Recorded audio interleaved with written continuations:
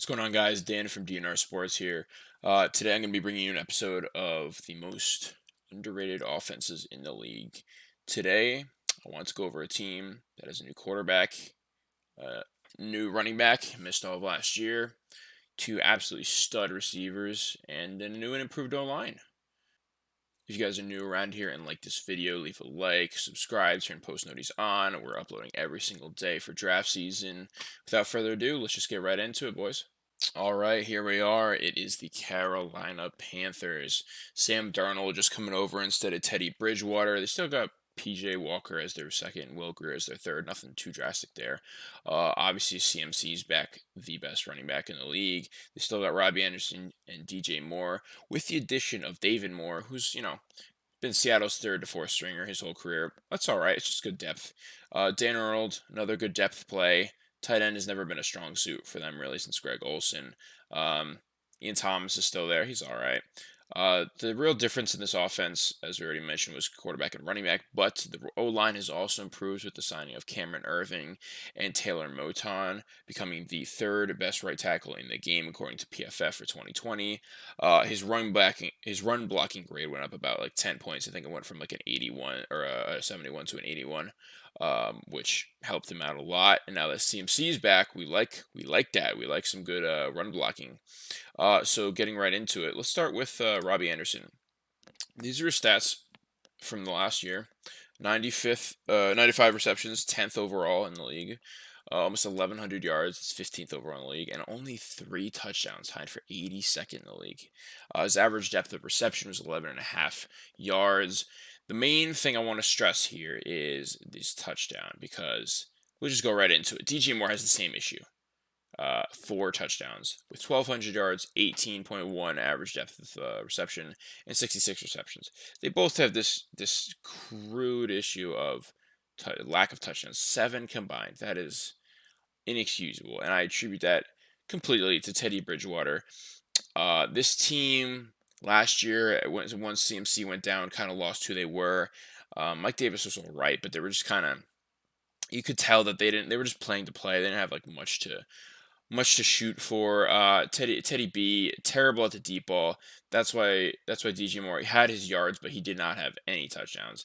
When we're looking at quarterbacks, and their overall touchdowns, Teddy B is definitely at the bottom of nearly everybody's list. He is not a starter by any means in this league. He's definitely a backup. Sam Darnold, in my opinion, has a lot more upside. We've seen some pretty crazy plays that he's pulled off with the Jets, and that's with the Jets. Now he has DJ Moore, Robbie Anderson, and Christian McCaffrey at his disposal, with a better O-line and a better defense that he had at the Jets. This team is criminally underrated. Now we're going to look at some areas of improvement. When you're looking down this list, targets pretty all right. The beginning of the season and the middle of the season kind of skewed it. This seems very inconsistent. 9, 13, 4, 6, 5, 11, 5, 6, 3, 7, 11, 9, 8, 10, 11. Like, that's for DJ Moore. Very inconsistent. Teddy B, as we can see, only 66 receptions on 111 or 118 targets. That's just not going to fly. Just off the top of my head, that seems like about 56-ish% completion rate. That's bad. We need that up. Let's go take a look at Robbie Anderson's. Robbie Anderson's completion rate seems to be, let me do the math real quick, about 70% completion rate. That's about more league average. Granted, he's running slants, whereas DJ Moore is the downfield threat. I do believe that Sam Darnold offers a much better upside to these two receivers. Next, I just want to bring to light the opportunity these receivers really had. Carolina was 22nd overall with most pass attempts per game with 34.4.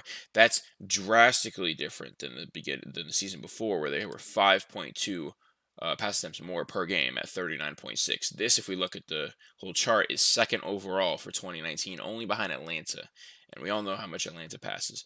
So I can attribute this to probably mainly slower pace of play, and then not being fully comfortable with Teddy B. I'm not saying they're comfortable with Kyle Allen the year before, or Cam, or whenever this was, but it seems like with Teddy B, they were a little skeptical of throwing it as much as they used to. I think with Sam Darnold back, I think we could see this number rise up to about like 37, 38 per game. That's 3 or 4 targets extra per game for these receivers, which is a pretty big deal. these touchdown numbers have to positively regress.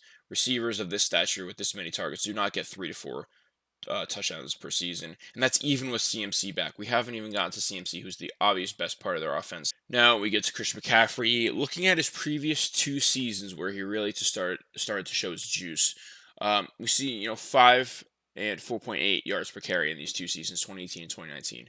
Last year, obviously, he played in. It says 3 games. It was really 2 because 2 of them he left halfway through. But even in those games, 3.8 with 5 touchdowns overall is not bad by any means. Sorry, it's not 5 touchdowns overall. It's actually 6 touchdowns overall. Here is the rankings I have on my sheets for my running backs video that we did a couple weeks ago. We see Christian McCaffrey gets 26 running attempts plus targets per game. This is from last year, his injured year. I think this year we're going to see him helping out Sam Darnold a lot. We've seen, even though Le'Veon Bell didn't have a great last year, Sam Darnold is comfortable throwing to his running backs.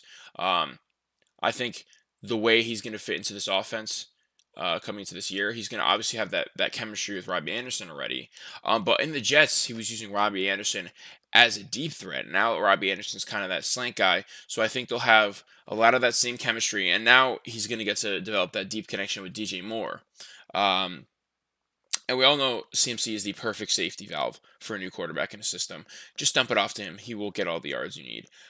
This just seems like a very well-built overall offense. I like the coaching of this team. The defense is still middle of the road, which means they're not going to be getting blown out, or they're not going to be blowing out teams, which always helps for fantasy. You want to stay competitive in these games, or have to play a little bit of catch-up to have a successful fantasy football offense.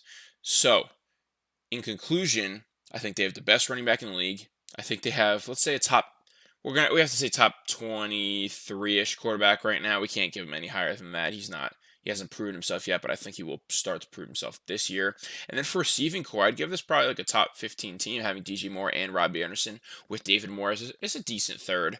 Overall, this team has a lot of potential. If they can just hunker down on defense, make these games competitive, then we're going to see a big change from last year, especially in the passing attack. All right, guys, if you like this video and you want more of my offensive, maybe even some defensive reviews, mainly pertaining to fantasy football, leave a like on this video. Hit subscribe if you're new around here. Drop a comment, turn those post noties on, and we'll catch you next one, boys. See ya.